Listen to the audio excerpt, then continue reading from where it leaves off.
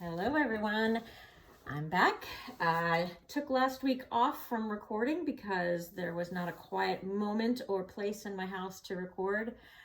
We have been having some tile work done, and it's a pretty big job that we put off for a long time because of coronavirus, but now we've figured out a way to do it safely, so that's being done. But we are pretty much out of the house when the workers are here. So there's a pause in the action, so I'm recording today, and it's Wednesday, July 29th, and yes, I think that's right. It's hard to remember these days what day it is, but I'm glad to be back with you and glad to be offering you another practice. So for today, if you can have some kind of strap, again, it could be a belt, an old tie, strap, a belt from a robe, ideally something that's not stretchy, and a tennis ball if possible. If not, that's okay. And also maybe some sort of pillow. We're going to do that forearm massage, you might remember. So it's nice to have a pillow to put on your lap for that. If you happen to have a yoga block, that would work very well as well, but I know yoga blocks are not as common as pillows in your house, perhaps. So let's get started. So let's take a nice comfortable seat and see which leg has naturally settled in front. And maybe you want to switch and put the other leg in front. Maybe you don't. That's okay too. Maybe you would prefer to be in a chair or sitting up on a few blankets or a pillow. So just see what works best for your body today. Has nothing to do with what's going to work for your body next week or what worked last week. Just kind of see where you are today and allow yourself to honor what your body is asking for now. So as you do come to rest, let your eyes drift closed. Take a moment to maybe shift your weight a little bit side to side and feel your sitting bones. Remember, when your sitting bones are solidly beneath you, it generally means that your pelvis has found a fairly neutral position, which also generally means that the curves of your spine are sort of curving the way that feels most supportive. And so then let your hands also find a resting place.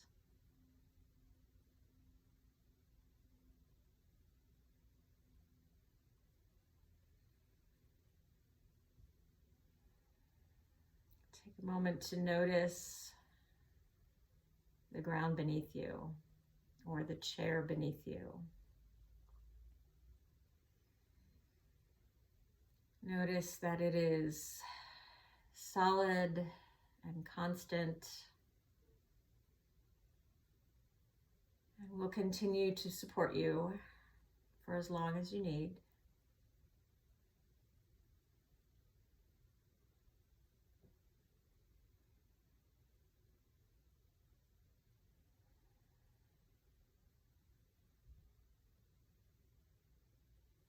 Notice your lower body resting solidly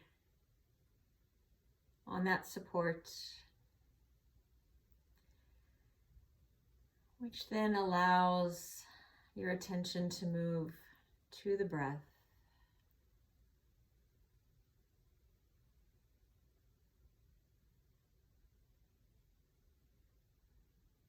And so just notice the breath as it is right now,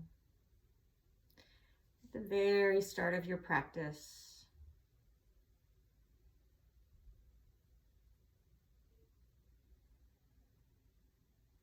Without judgment, just notice if your breaths feel shallow or deep.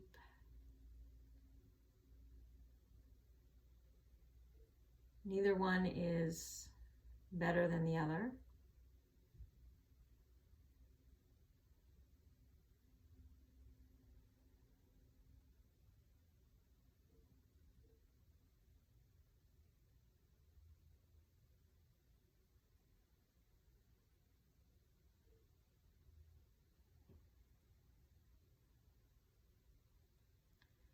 But of course, as we know by now, just the simple act of observing the breath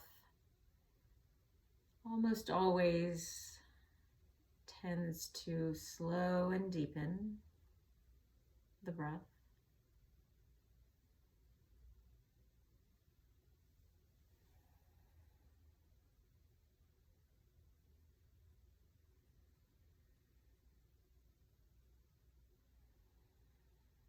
And this is why in times of stress, a few conscious breaths, a few observed breaths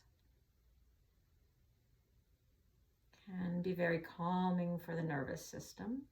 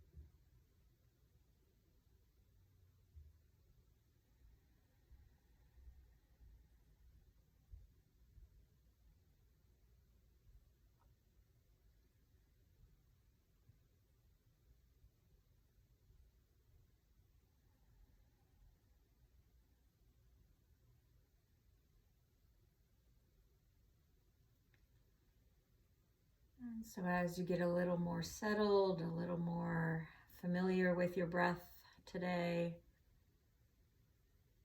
let your awareness wander a little bit wider into other sensations throughout your body.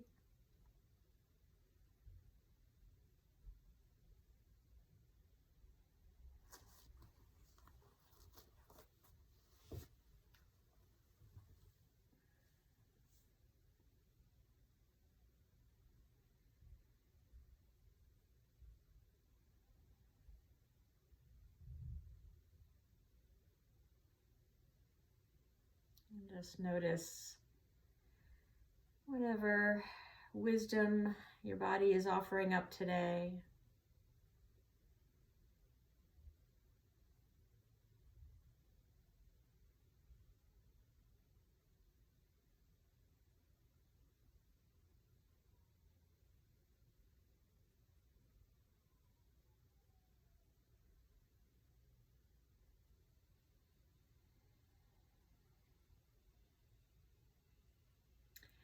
And so with your next in-breath, find that extra bit of length in the spine, extending up through the crown of the head. And let your shoulders soften. And then very slowly and gently, let your head start to move.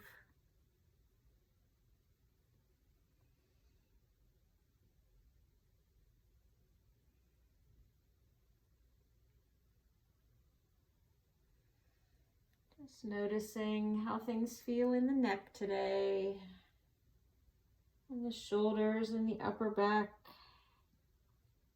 might be giving you messages as the head moves.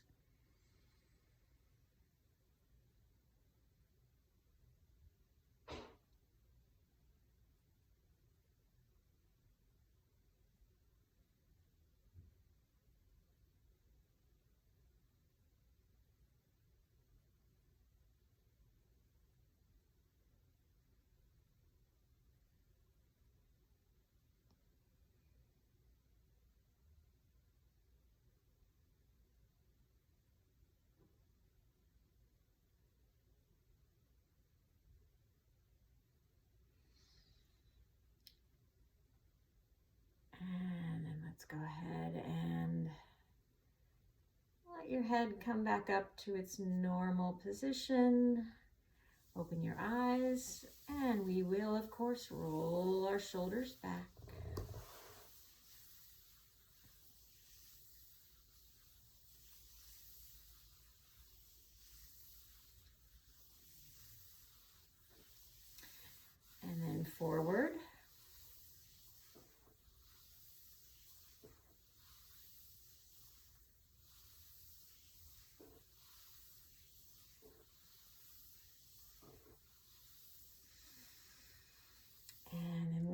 hands near your knees, make some circles with the spine.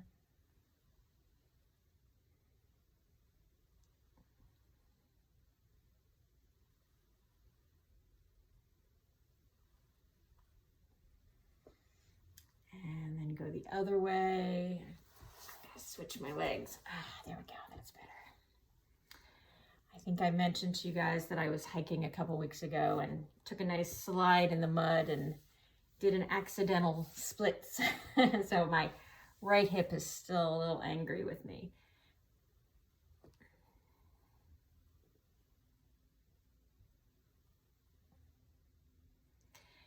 And come back to center, and let's bring those legs out in front. Ooh, there's my toesies right up at the front of the camera.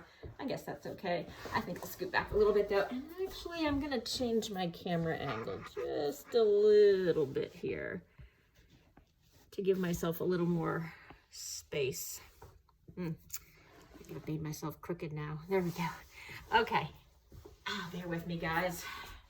Still haven't, whoops, nope, now I'm definitely crooked. Still haven't found that professional camera crew to come in and film these. All right, so sitting up nice and tall on those sitting bones if you can, and we're pointing and flexing and pointing and flexing and pointing and flexing. And we're making some circles.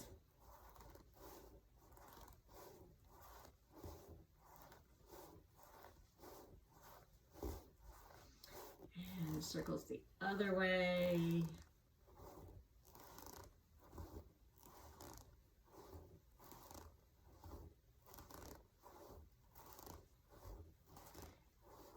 Good. And then let's cross that right ankle over the left thigh, and we'll rock it side to side.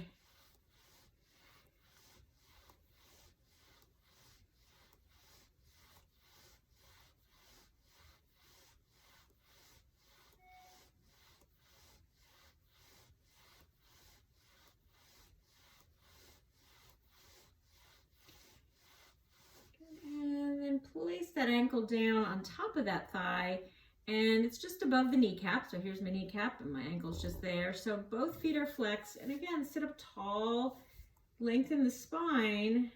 We're flexing that left foot, and we're just tilting forward just a bit. Good, see if you can really flex that foot. Good, maybe even spread your toes wide. See what wakes up when you do that. It's going to recruit some extra muscles in the shin and the foot and the calf. Good, and then relax that. And we'll switch. And we're going to cross the other ankle over, and we're starting out just rocking side to side to greet that hip.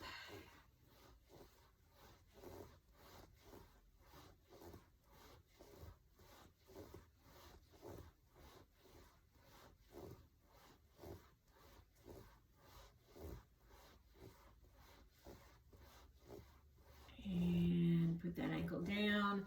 So again, sit up as tall as you can on your sitting bones. Both feet are flexed, especially that right foot is really, those toes are pulling back. And you're tilting just a little bit just to bring a little extra stretch into the back of that leg. And again, if you'd like to experiment with spreading your toes out, you can do that.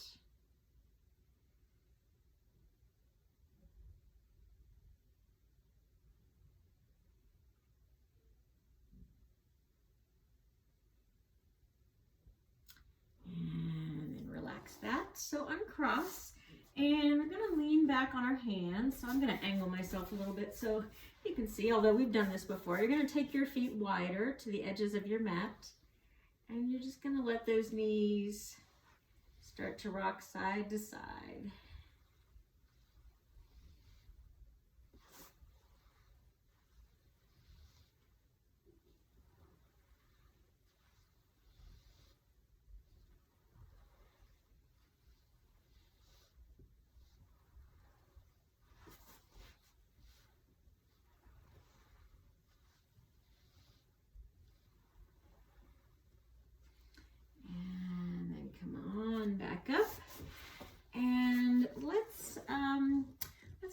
a big inhale.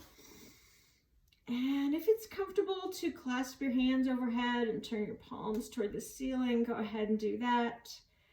Give your fingers a little stretch.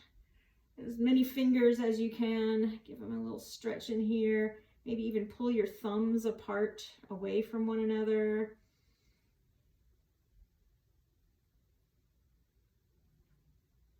And then let's tilt side to side a few times.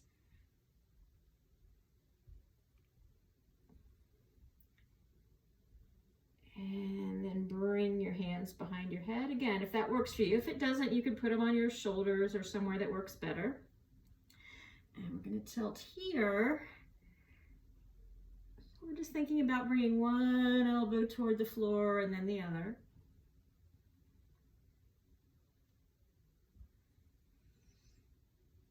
And then let's open those arms up. So as we reach with that upper arm each time, we're looking to kind of feel a nice stretch along the side body here.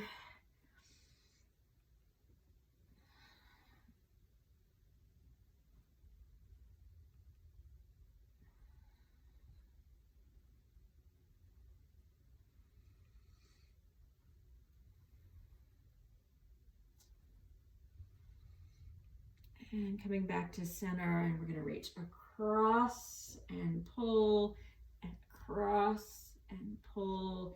And we're going to do that a few more times, but it's not just the shoulder. So again, we're doing a little bit of a spinal twist here. So we're taking the whole side of the body across, the whole shoulder girdle, if you will. So we're involving the spine.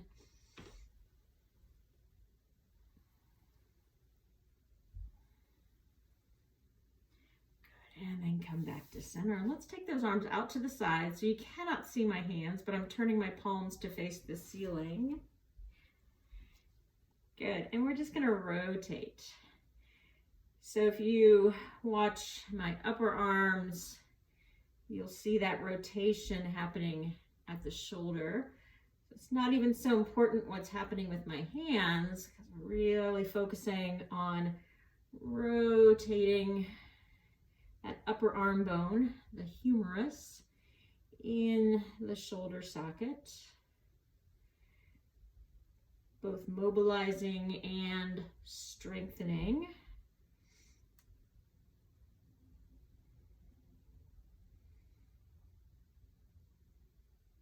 Good, and relax. So out again. This time we're going to bend those elbows, and we're going to bring them in and out, and in, out, in, out, in. If you can come in, and if your forearms or your elbows make contact, see if you can kind of press them together, wake up those muscles in the chest. Good, and then out, in, out, and take a rest.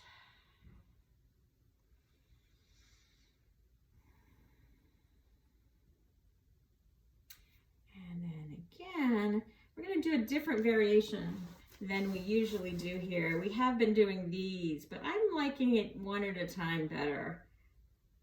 And I'm thinking maybe you will too. So it's a little, I think, easier on the shoulders, but accomplishes basically the same thing. So we're just rolling one forearm or upper arm in and one out in the shoulder.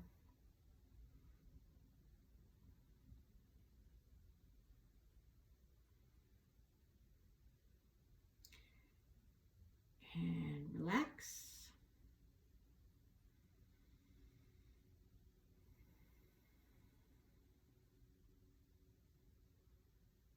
And then everyone's favorite. So we are stretching our arms out at shoulder height, and our thumbs are pointing down at the floor. So keeping that elbow at shoulder height, we're going to come in and out. So doing these together for twice the fun, or you could do them one at a time if that feels better, a little less, unpleasant. You could do one and then the other alternating.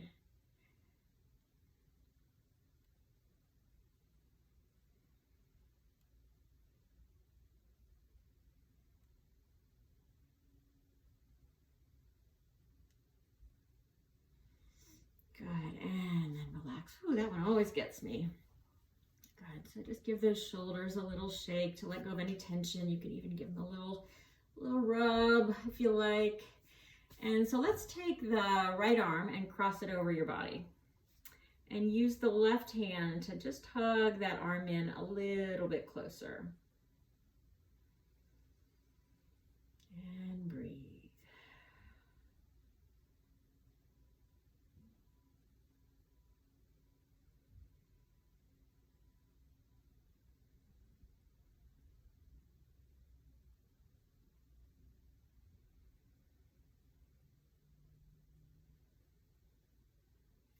And relax, and then the left arm crosses over, and wherever it is, however close to your body, just let that right hand hug it in just a little closer. Just getting some stretch up here.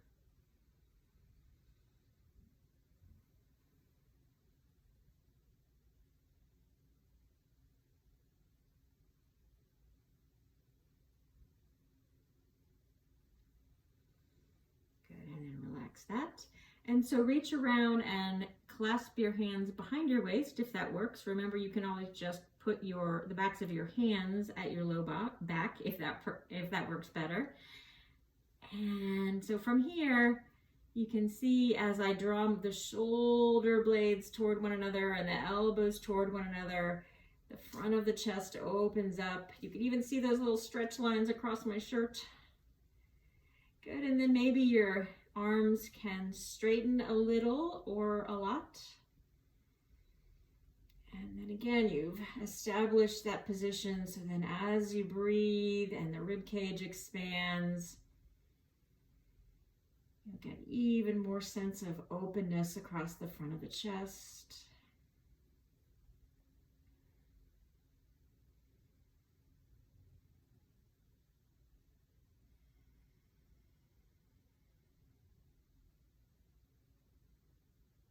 And release. Relax those arms, give them a little shimmy.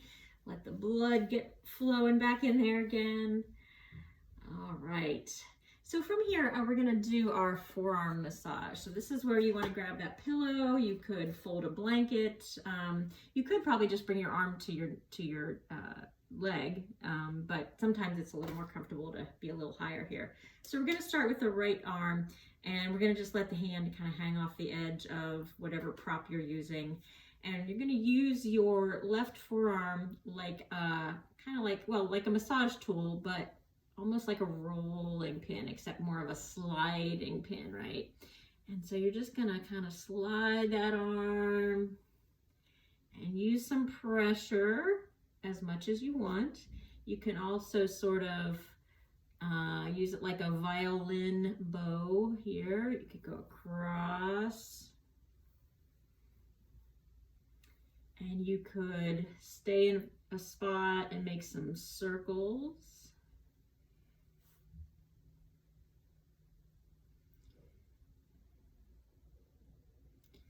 So just kind of have some fun with that. See what feels good. And just let the hand be relaxed.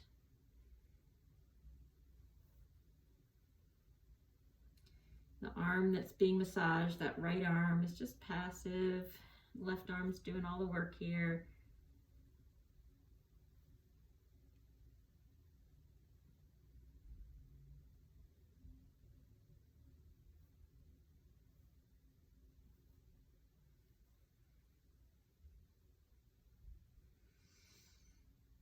And relax that, and then switch to the other side. So now the left arm is getting the massage and the right forearm is the tool. And you're just kind of leaning in there. I think I'm actually going to switch and bring my arm lower. That's going to work better in my body today. But I have a really short waist, so I don't need quite as much height there. And so just get on in there. Back and forth, sliding, circling. Just giving some love to those hard-working muscles on the inside of the forearm. They're the ones that help us with our fine motor skills.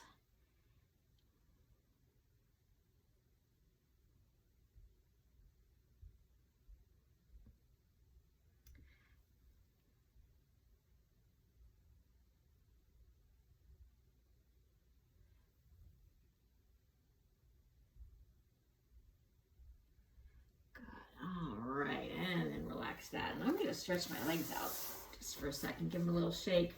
So the next thing we're going to do is our foot massage. So if you are using a tennis ball, you want to stand up. So tennis ball folks, stand up. I'm going to talk the non-tennis ball people through the seated version of it. So you tennis ball folks, you know that you're going to start out just rolling the ball under the ball of your foot from a standing position and just applying some pressure and see how that feels. The people who are seated, we're going to stretch our toes. So we're going to get a little different effect here. So stretching your toes one way and then the other, and then moving down to the next toe neighbors.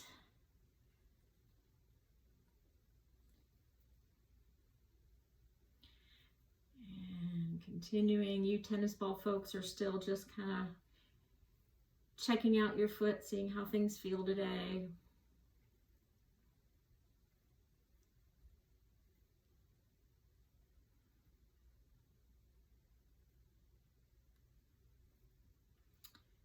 Good, and then we're giving a tug to each toe. All right, now those people who are standing doing the tennis ball massage, this is where you put the heel down and the ball under the ball of your foot and start that foot rocking side to side, right? But you're doing it standing up. I'm just being lazy. And if you're not using a tennis ball, you're going to use your thumbs to also give some attention to the ball of the foot. So we're just going to use our thumbs and some pressure to massage the ball of the foot and just kind of manipulate the bones in there, just kind of move things around. Notice how pliable your foot can be. Let it get some excitement outside of shoes. You know, this kind of simulates, our early ancestors walking barefoot over, rough surfaces, or at least non-level surfaces. And we don't do that too much these days. All right, good. So tennis ball folks, you're gonna roll the ball back so that it's just in front of the heel and then step on it. And those of us who are seated are gonna use our thumbs in that exact same spot, just forward of the heel.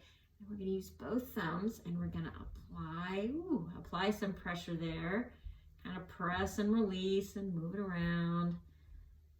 And so again, we're all kind of just saying good morning to the plantar fascia. It's that thick band of connective tissue that supports the foot and keeps the spring in our step, but sometimes causes problem if it gets really tight and starts pulling on the heel. So we're just going to kind of try to keep it nice and pliable. Give it some attention, some stimulation, some blood flow. All right, good. And then we're gonna switch. And so the seated people are pulling toes one way and the other.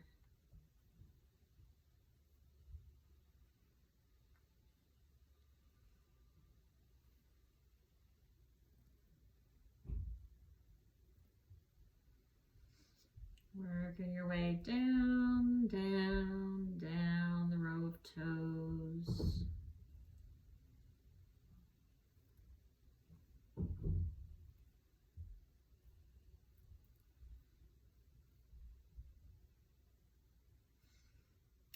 Good. Good. And so tennis ball people, you're putting that ball under the ball of your foot, pressing down and rocking that forefoot side to side. And seated people, we are using our thumbs to also massage the ball of the foot. Just sort of an acupressure kind of thing, pressing in there and moving around.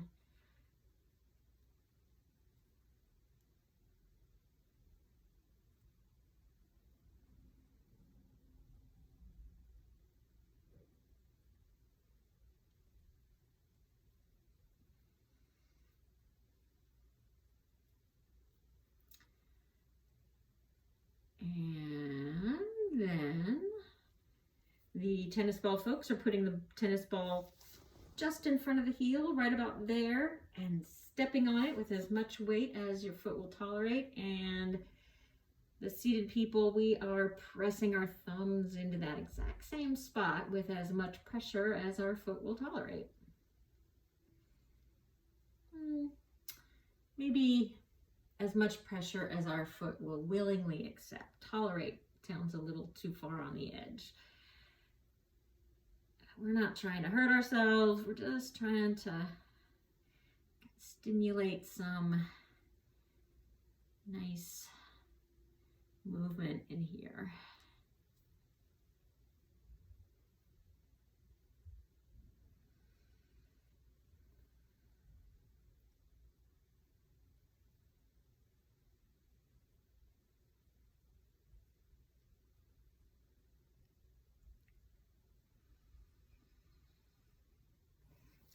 And let's give that a rest. And if you used a tennis ball, go ahead and set that aside. And we're going to come up to standing, those of us who are not already standing. And I will, of course, be adjusting my camera angle a little bit here. And we're going to come all the way to the back of our mat. And you know, every time we do that, we're headed for one thing and one thing only, and that's our warrior 1, 2, and triangle pose. So we're not going to do warrior 3. That's a whole nother kettle of fish. So you're standing here, and remember, you're on your parallel train tracks, right? So your feet are maybe 6 or 8 inches apart, and they're parallel. And so now your right foot is going to step forward. Nice big step on that same track. Not coming to the middle of the tracks, not crossing over onto the other track.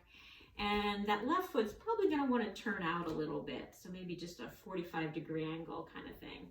And we're going to try to square our hips toward the front of the mat. And we're going to bend that front knee. And we're going to float those arms up. Really nice extension here. Good. And then let's bring the arms down to shoulder height. On your inhale, straighten that right knee. And on your exhale, bend. Good, so follow your breath now.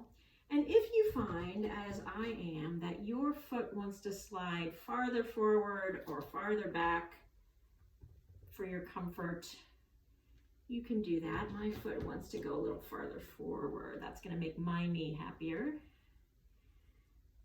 So just kind of see how your body is reacting, and you're welcome to change your stance to make this a little more comfortable. Good. And so as that those arms come down to shoulder height and that front knee is bent, we're going to bring the right arm forward and the left arm back, and we're going to let the hips turn so your belly button is kind of facing the side or the long side of your mat. So again, we're going to straighten and bend and continue that flow. Good, keep that going. I'm actually going to turn my mat a little bit of an angle to just kind of give you a different perspective here.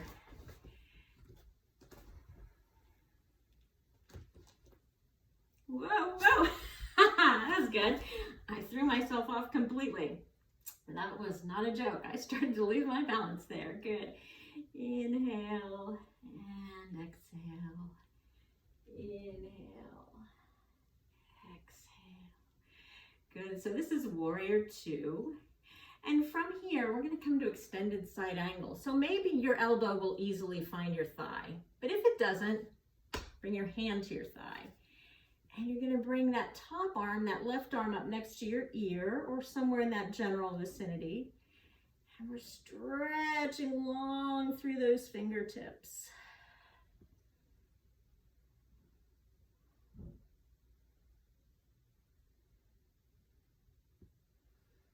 And then from here, we're going to just straighten that front knee. Maybe your hand can slide down a little bit below your knee. And this time your left hand is reaching for the ceiling. So stay there. I'm going to, again, give you a little different angle here. So we're in triangle pose, and you can see why it's called triangle pose.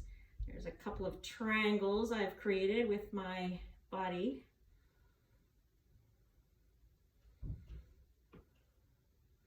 Good, and then let's bend that knee and come on back up. And then you're going to step back to the back of your mat. And I'm going to turn on my ceiling fan. Whew, you guys, the sweats are still there, I tell you. All right, so coming to the back of your mat again. Oh, nice breeze, that feels good. All right, so you're back on your parallel train tracks and you're stepping forward with your left foot. So remember, just forward, and that right foot is gonna angle out a little bit probably, and you're gonna turn your hips toward the front edge of your mat. If you need to take that front foot a little wider to give your hips more room to turn, that's okay. Everyone's geometry is different. Good, so inhale, exhale, bend. Inhale, straighten. Exhale, bend. Inhale. Exhale.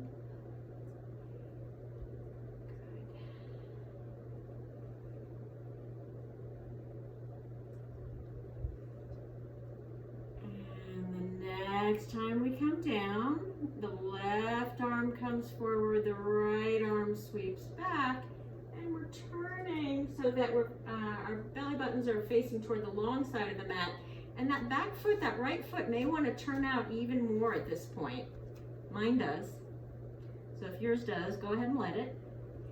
Good, so inhale, straighten. Exhale, bend. Inhale. Exhale. Inhale. Exhale.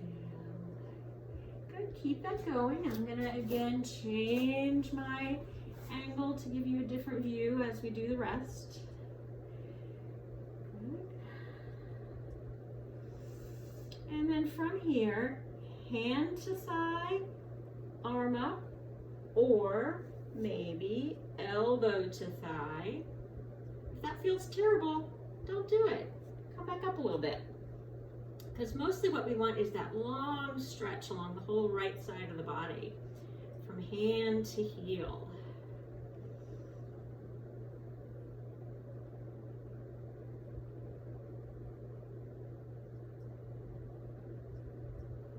And you could stay here if you don't want to go into triangle, but if you want to do the triangle pose, you just straighten the knee, find a place for that left hand, and then the right hand goes to the ceiling. Good. So you can be looking at the screen at me. If it feels more stable, you could turn and look at that left foot. If you wanted to give yourself a balance challenge, you could turn your face up to look at that right hand.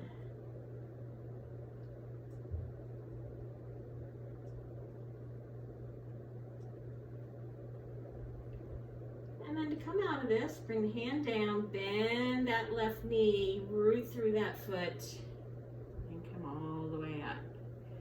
All right. So bring your feet back together. All right. So, oh, you know what? Let's see. How am I doing on time? I've got time. Yeah, let's just do a little bit of our imaginary chair flow. I want to do some nice big whole body movements here. So So coming to the center of your mat, big inhale, exhale, sink, inhale, really sweep those arms, and sink. Good, get that whole body flowing together. Create that really nice spaciousness on the in-breath, and then get smaller on the out-breath. Inhale, lift. Exhale, sink. Inhale and sink. So you could keep the flow going, or if you want to hover here for a bit, give some excitement to those quadricep muscles. Hold and breathe.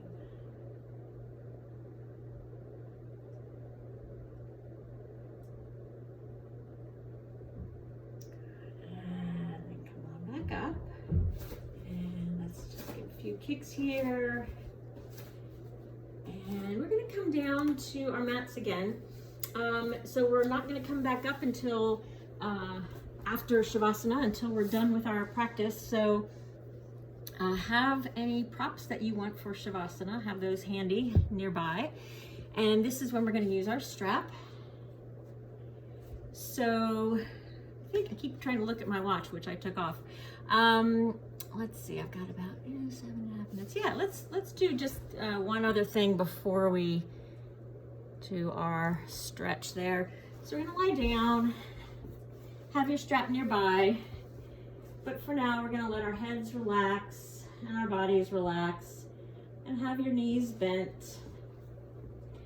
And we're just going to spend a little time with our bridge flow. So the inhales lift, and the exhales lower.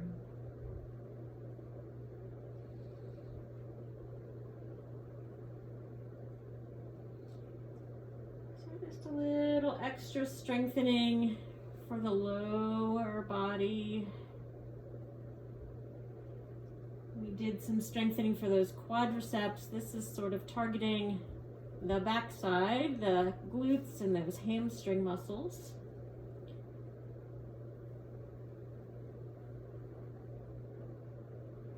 So as you do this, you can't really see the angles of my knees, but or of my thighs, but try to keep your thigh bones fairly parallel. So sometimes those knees want to come apart.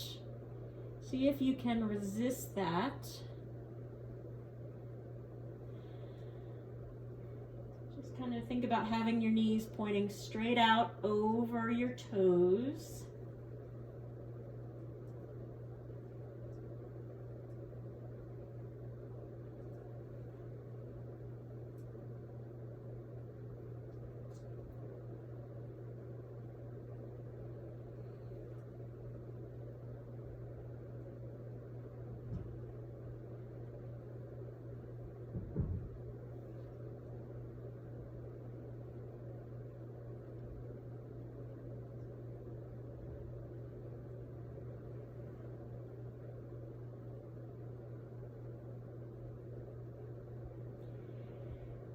If you'd like to hold your bridge pose for a couple of breaths, you can do that.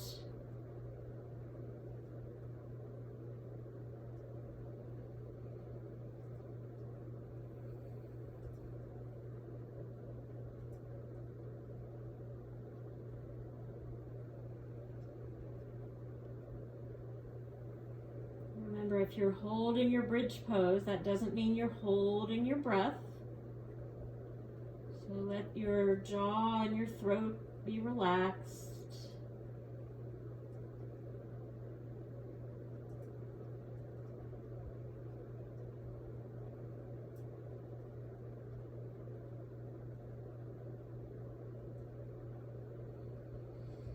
And when you're ready, if you haven't already, go ahead and bring your hips down. Let's bring the knees to the chest and rock a little side to side.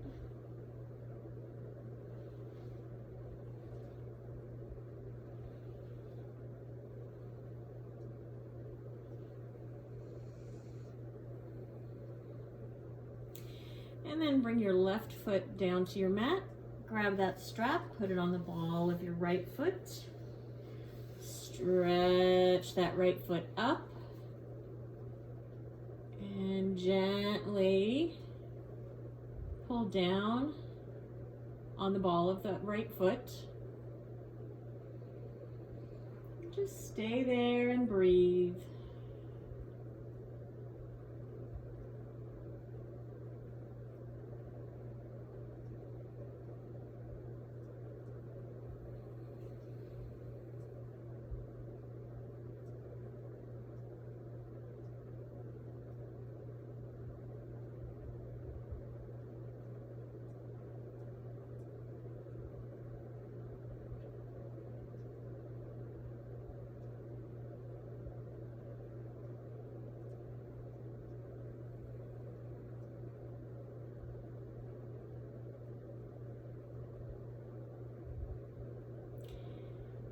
And then if you'd like to let that leg move, the strap ends go into that right hand, and the hand reaches up as high on the strap as it can, and the leg just floats out and in a few times.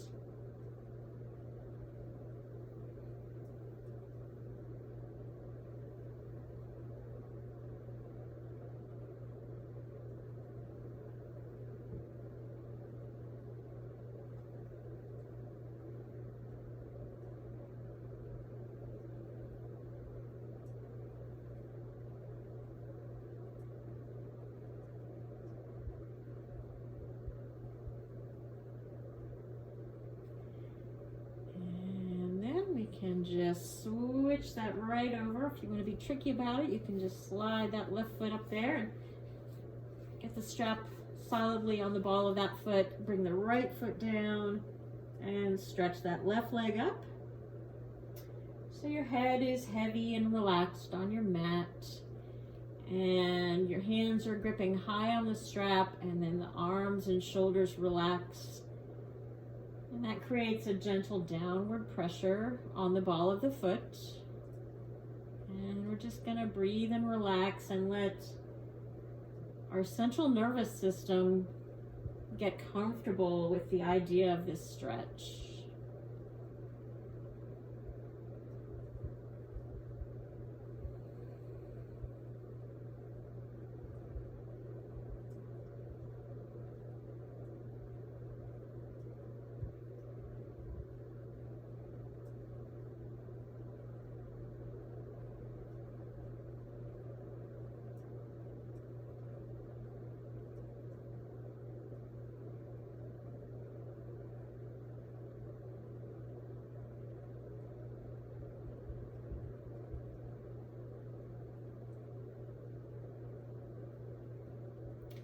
And both ends of the strap in that left hand. And remember, the strap is just bridging the gap between your hand and your foot. So reach that arm straight and let that left leg start to travel.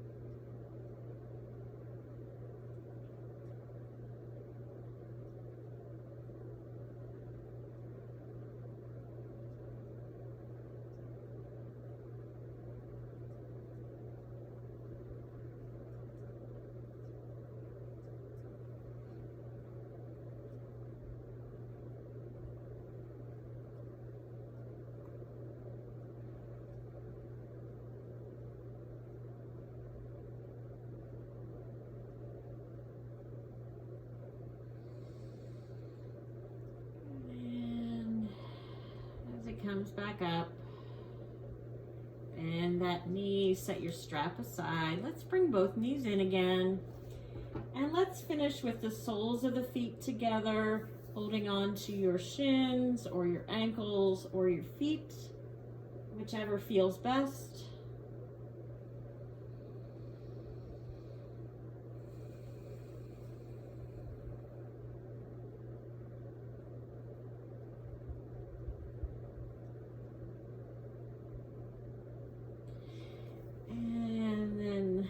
to make your way into position for Shavasana.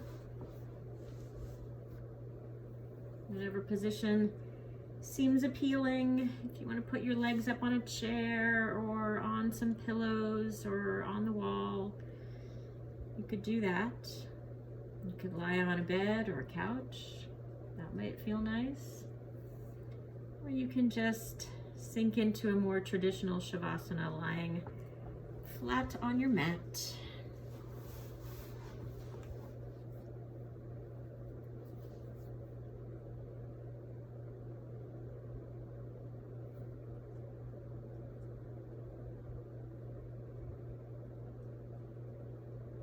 And so letting your eyes drift closed and feeling yourself grow heavier and softer with each exhalation.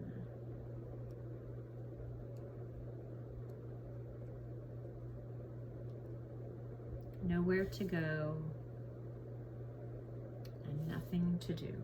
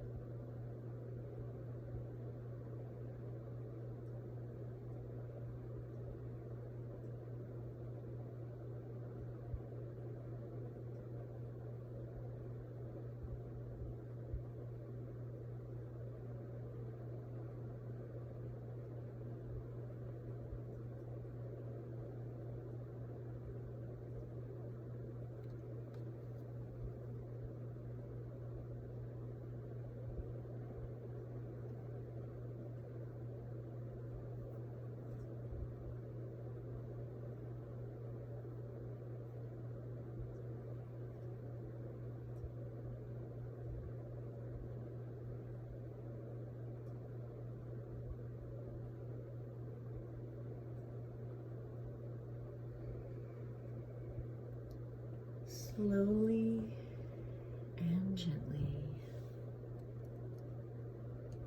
allow your awareness to return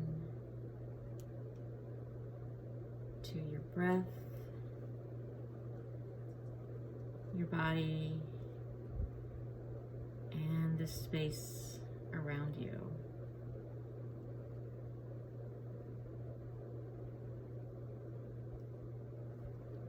Invite small movements into your fingers and toes.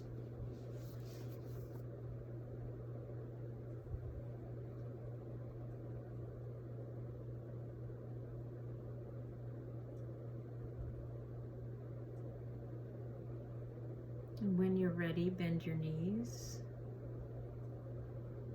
and roll to your right side.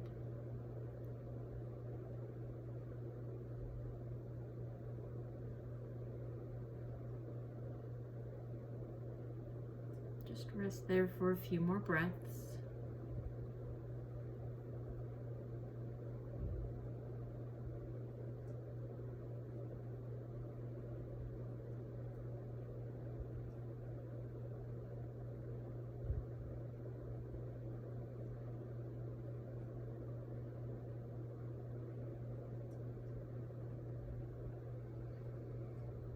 And then gradually make your way back up to a seated position, leaving your eyes closed and your focus turned inward for just another few moments. Checking in to notice how you're feeling at the end of your practice. And this is one of my favorite Mary Oliver poems. You may know it. It's one of her better known poems. And it's from this volume of her work called Devotions. And then this is called Wild Geese. You do not have to be good. You do not have to walk on your knees for 100 miles through the desert repenting. You only have to let the soft animal of your body love what it loves. Tell me about despair, yours, and I will tell you mine. Meanwhile, the world goes on. Meanwhile, the sun and the clear pebbles of the rain are moving across the landscapes, over the prairies and the deep trees, the mountains and the rivers. Meanwhile, the wild geese, high in the clean blue air, are heading home again. Whoever you are, no matter how lonely, the world offers itself to your imagination, calls to you like the wild geese, harsh and exciting, over and over, announcing your place in the family of things.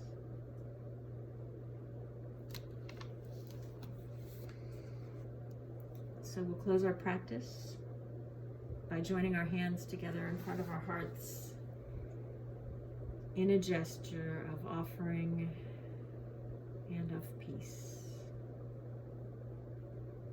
And as always, I thank you so very much for sharing your practice with me and with one another. Namaste. I send you all my warmest wishes. I hope you're well. Until next time.